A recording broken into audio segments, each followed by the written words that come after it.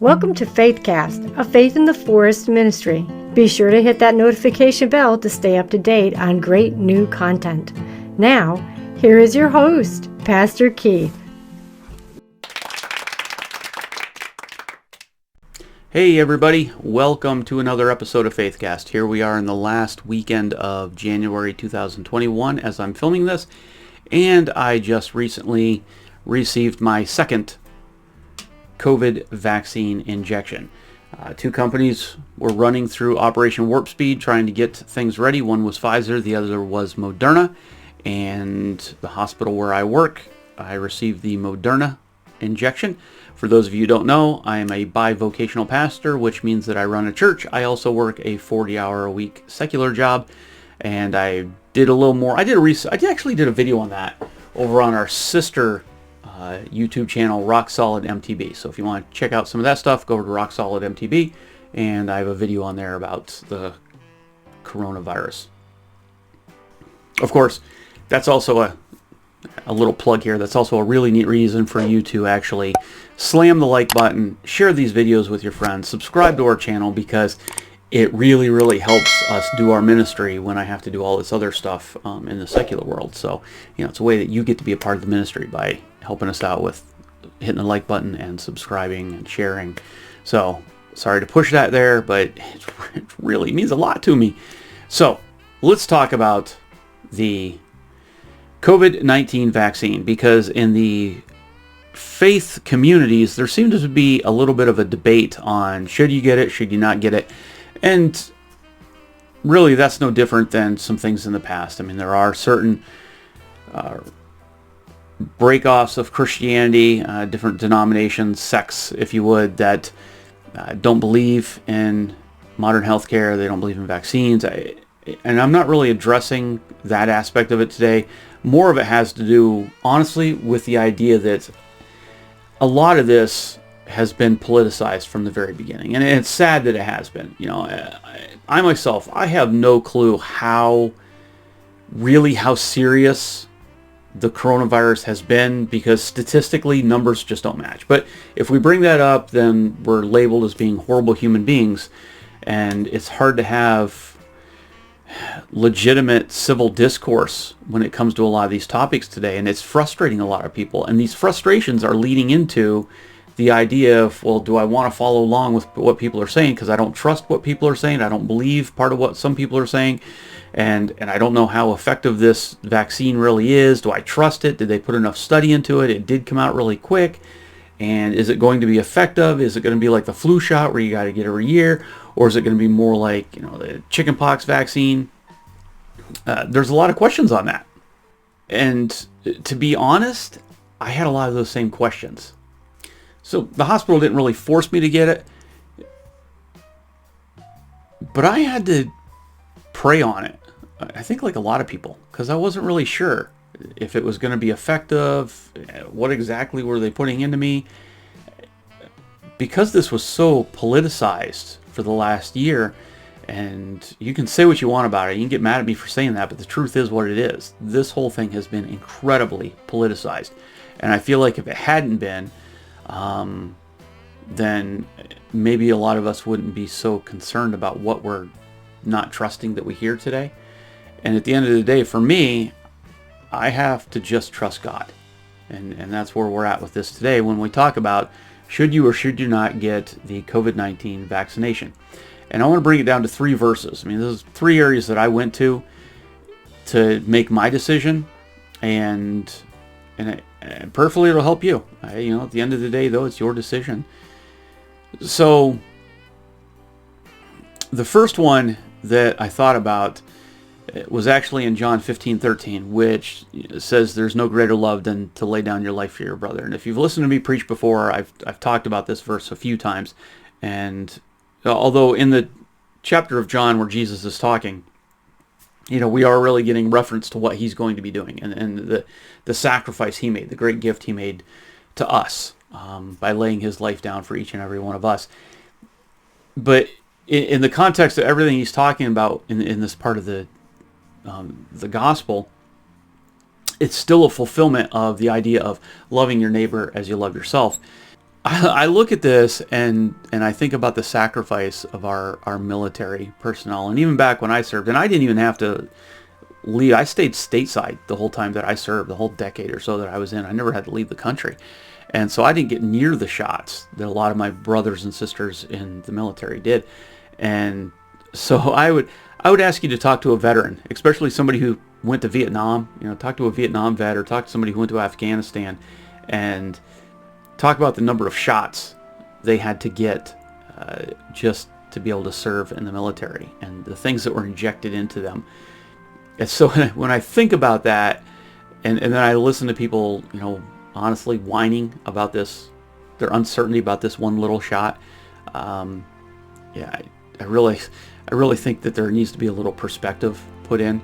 And one of the words that always bugs me is sacrifice. Everybody thanks our servicemen and women for their sacrifice, and I've often said that one of the greatest ways that you could be thankful for the sacrifice of our servicemen and women is to actually make a sacrifice for your nation, yourself, when you're called to do it. And I'm not talking about this in the term of nationalism, which actually is one of the things that concerns people about this vaccine, but just in terms of your neighbor, loving your neighbor as yourself, that this vaccine isn't going to kill you. I got it. I've had it. Now let me look at my date here. So it's been 10 days since I've had the vaccine. I'm doing great. It's not going to kill you, and it will not only help with the spread of the COVID-19, but it will give people a peace of mind, and sometimes just bringing peace to people is one of the most wonderful things we can do as followers of Jesus Christ. So verse number 1, John 15:13, no greater love than to lay down your life for your brother. So if you're wondering about the idea of just take all the leaders, take the politics out of it, take Washington D.C. out of it, and just look at those who are struggling with this in a different way and shrug it off and go, you know what, it's not that big of a deal. If it's going to help them, let's do it, and just be done with it. Now, the second one is a little different, but I want to talk about it in a couple aspects. In Hebrews 12:1,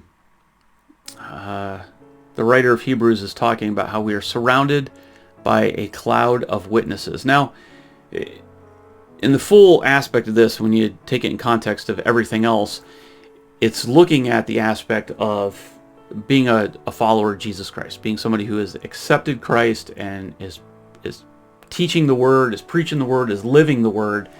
And you look at all of the witnesses there, and they talk about the cloud of witnesses. They're talking about those who have passed on before us, the saints who have come before us, and that's really what they're talking about. But we can take this same concept and move it from our following of Jesus Christ and look at it in the aspect of the people who have come before us into helping our society be a healthier and happier place.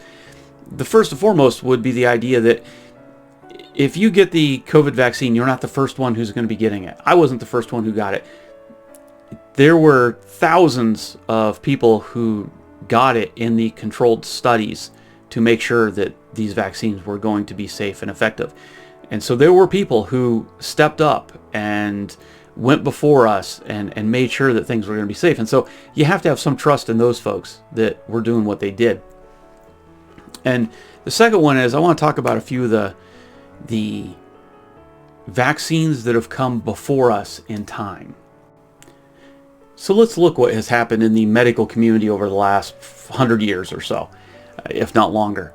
And look at some of the things that words, diseases, viruses that we bring up that are commonplace. People, when you say it, people know them. You talk about smallpox or polio or chickenpox or mumps or the measles, or even getting your tetanus shot or your flu vaccine, your annual flu shot. All of these have happened because of a cloud of witnesses that have come before us in dealing with these disease states. And it's really fascinating when you look at them because they all have different characteristics. There's some that, like smallpox, was basically eradicated because of the characteristics of smallpox. And people have asked, well, why can't we got rid of smallpox, why can't we get rid of these other viruses? And the reason being is that they interact in different ways. One thing is that smallpox didn't have a place to hide. There was no host area. I don't want to go off on a tangent, but it's just fascinating stuff. When I do these videos and I get to look up all this research, there's some stuff that comes across. I'm like, oh, that's just really cool. So there's a reason that smallpox was able to be eradicated. Polio had such a hard time. Fascinating history over the 20th century of, especially in America, fighting polio. And so, but look at your tetanus shot. If you ever had, usually have to get like a tetanus booster every decade or so. And the reason being is you can't eradicate tetanus from, there's a certain bacterium that would have to be eradicated from the planet, which is almost impossible because it lives in animal feces. So it's just sort of always going to be around. So you got to get a booster to protect yourself from it. I say all that because the idea of this coronavirus vaccine is not something brand new. It's not like we haven't been injected with things before. It's not like there hasn't been disease states before that people have gone through, and people have done the studies, and they've looked at the cultures of the bacteria and the viruses and looked at the science and had examples to fall back on. And because of all of these people who some suffered and some have died, but some were heroes that were able to look at these advances in the medical field and in the scientific field to say, look, these things are beatable, and we should have a faith and a trust in that as they were able to overcome these different disease states because of vaccines, that we should also have a trust in the vaccines that are being given to us today. And part of that has to do with the idea that we have to, on some level, trust the integrity of the scientists that are involved. And I guess because I work in the medical field, I take that to heart a little bit. I don't work in the medical field just to earn a paycheck. I mean, that's not why I go there. Let me rephrase that. Before I decided to go to school and get a degree in nuclear medicine, I did several different things, but most of all of them were just jobs, and they were there to get a paycheck, and as long as they were going to pay me enough of a wage to do that work, then I was willing to show up and do the work. And there were a few jobs I quit because I was like, the pay is not worth what they're asking me to do, and I'm not going to do it. When I go to the hospital, and I think this is speaking for the majority of people who work in the professional level in the medical field, is when you walk into the hospital, the last thing you're really thinking about is what your paycheck's going to be. You just start interacting with the patients, and that's what you care about for the day, is the patients. And when I go home at the end of the day, I don't feel rewarded because I earned a decent pay. I feel rewarded because I feel like I helped a fellow human being. And I think a lot of people in the medical field could share that sentiment.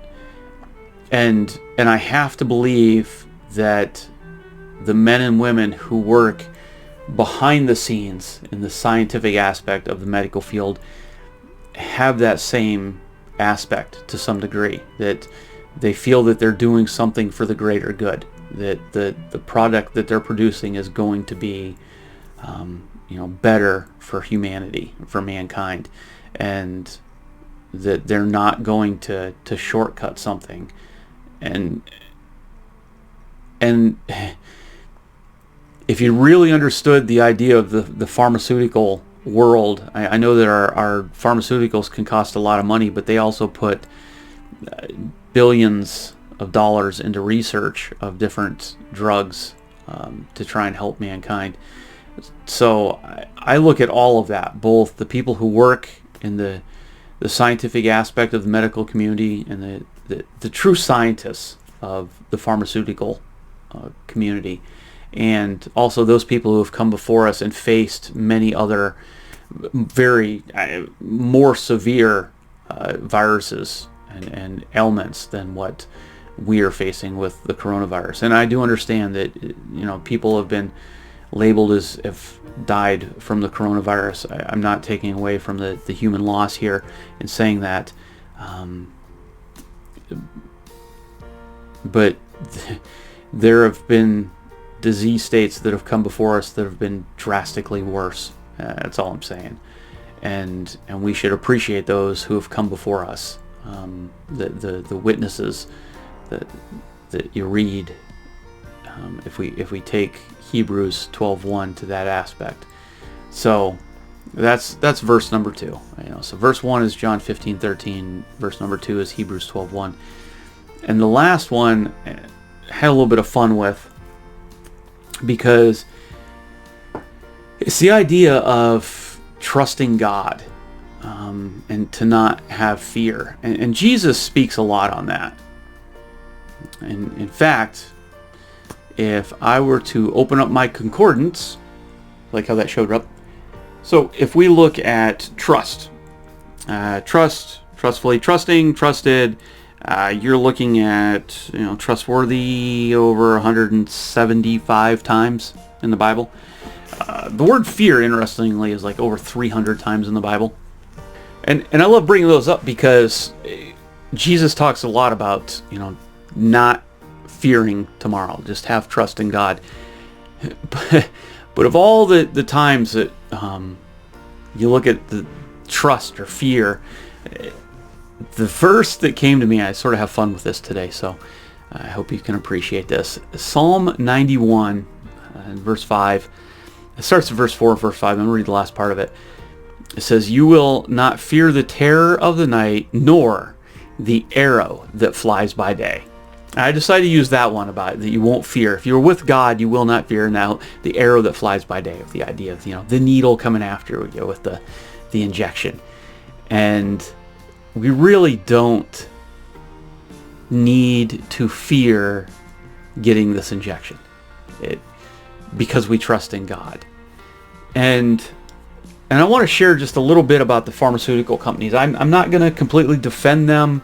I know that there's a lot of angst about the amount of money they make and the business behind American medicine.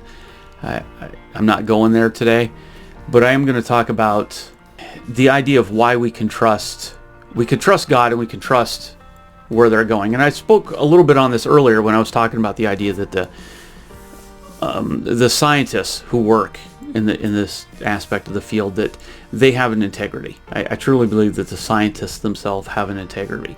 Now, does the business end of the pharmaceutical companies have that level of integrity? I don't know. I really don't know. But I will say this, and this comes from the idea of knowledge is strength, right? And the more you know, the more confidence you have, the more you're able to do this. And this goes back to the idea of people talking about how Operation Warpspeed, for as much as everybody ridiculed the president to begin with, that it couldn't happen, when it did happen, now everybody's like, oh, well, it did happen, but can we actually trust that it was done right? And how did it happen so fast when usually it takes so long for something to come to fruition in the idea of new medicines? And the long and the short of that is that President Trump was able to kibosh a lot of the bureaucracy that gets in the way of medical advancements. And if you don't believe this, I'm going to use one example, which might seem a little bit off on a tangent, but this just shows how much bureaucracy gets in the way.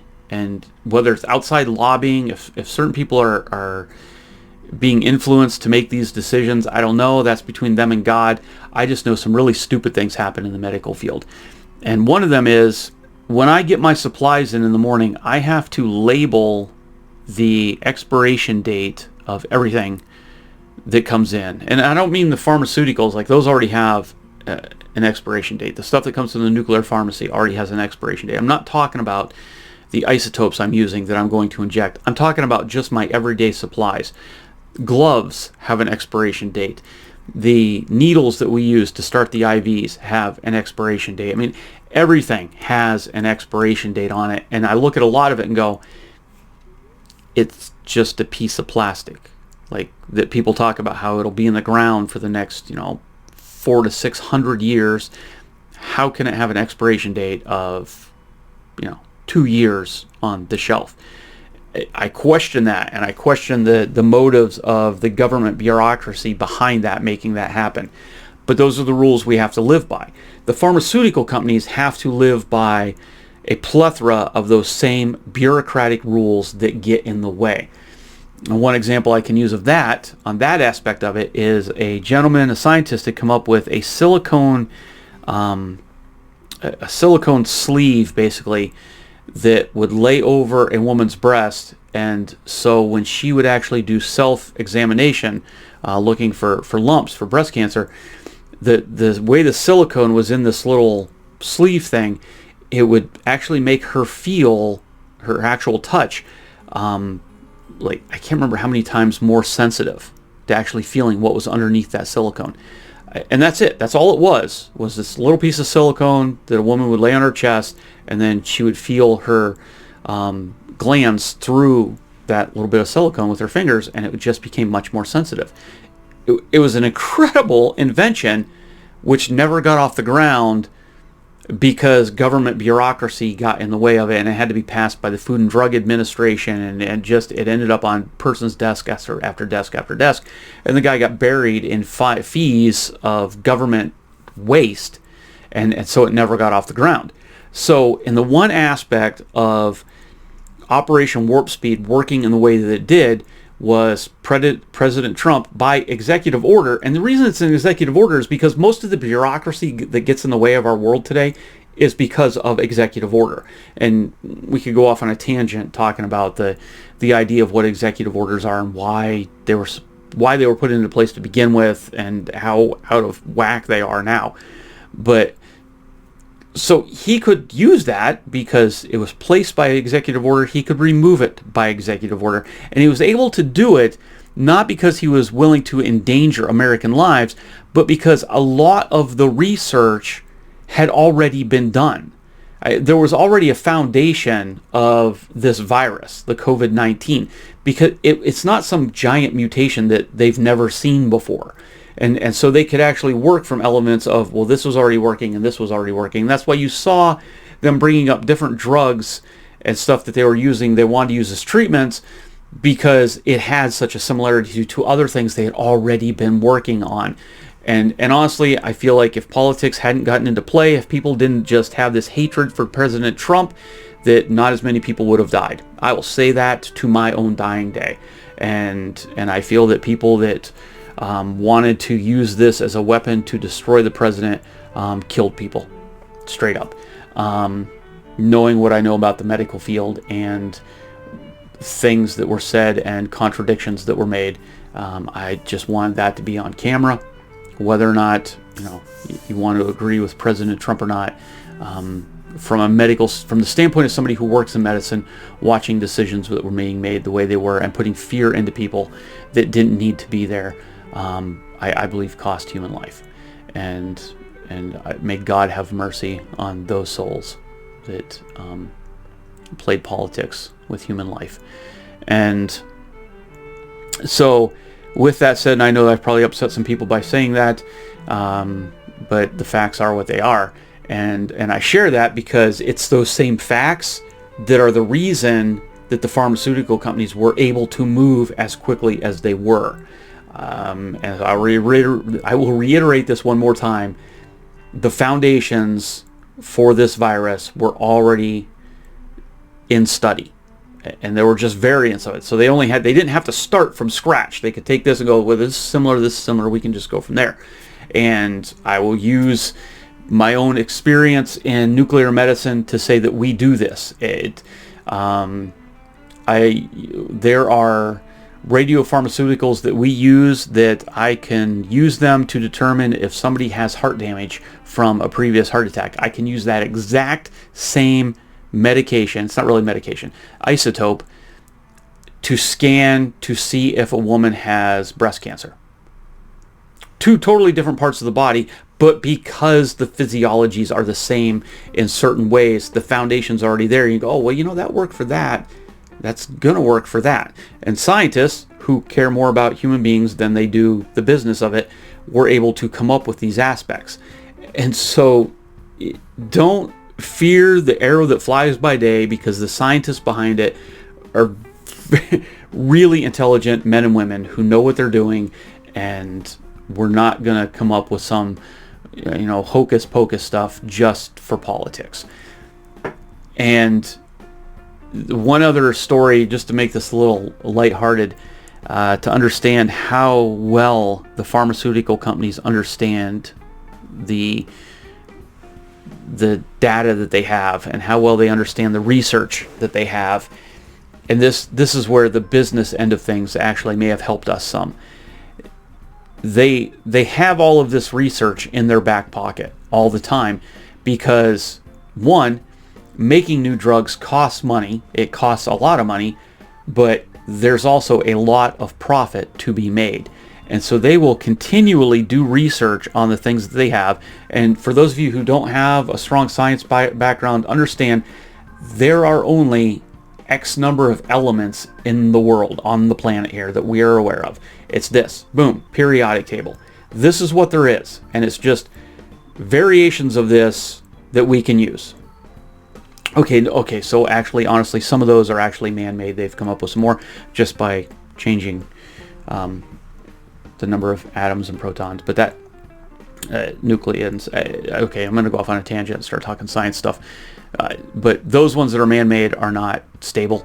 So there's only, let me rephrase that, there's only so many stable compounds on the planet that we're aware of, and everything comes from some variation of these elements.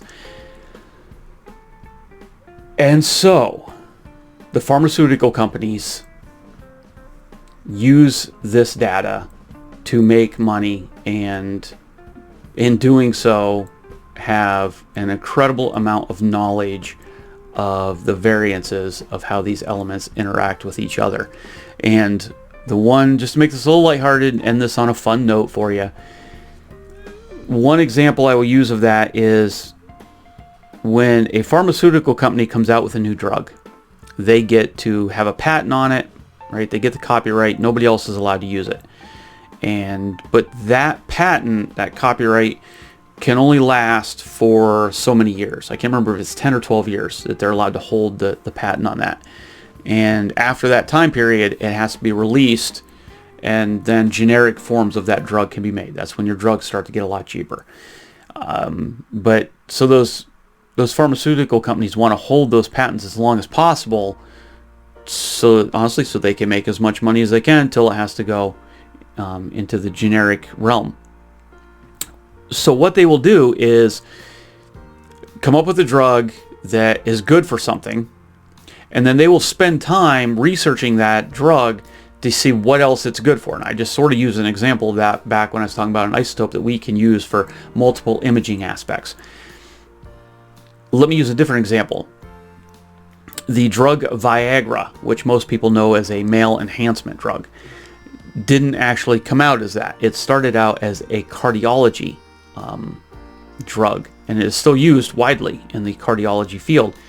It's just that after it was released and the patent was there as a cardiac drug, within that time frame, the company that developed it realized, discovered, came up with, through more research, that it was actually also good for male enhancement.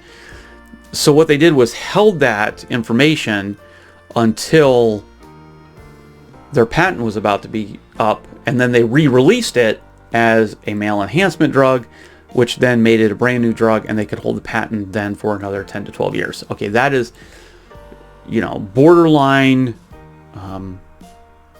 ethical pharmaceutical practice, but that's how they do things. And I share all of that not to show the shady side of the pharmaceutical industry, but to tell you that they have more research and more data and more stuff in their back pocket than we as regular human beings could possibly be aware of. And so there's no reason to fear the arrow coming at you, the needle of the coronavirus, because the pharmaceutical companies have done massive research on these drugs, and they have more that they're sitting on.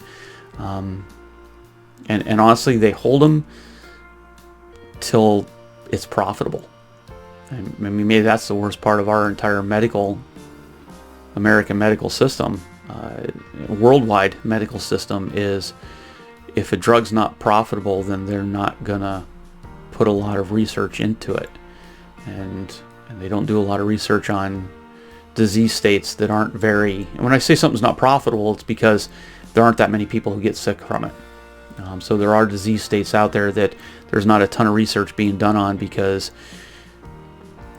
billions and billions of dollars to maybe save 100 lives. That's the sad side of the medical industry.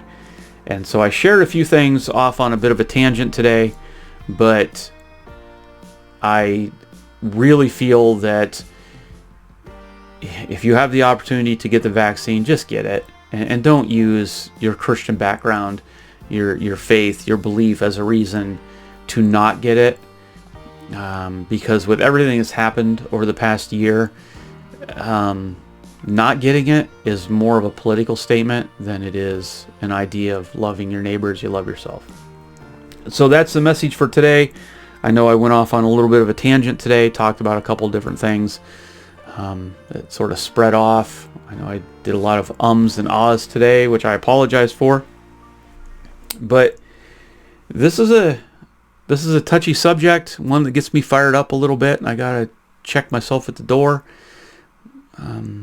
But that's it for this week, and so check out some of our other videos. Check out our other station if you want to be interested in some of the mountain biking stuff we do, Rock Solid MTB. And with that, y'all take care. God bless.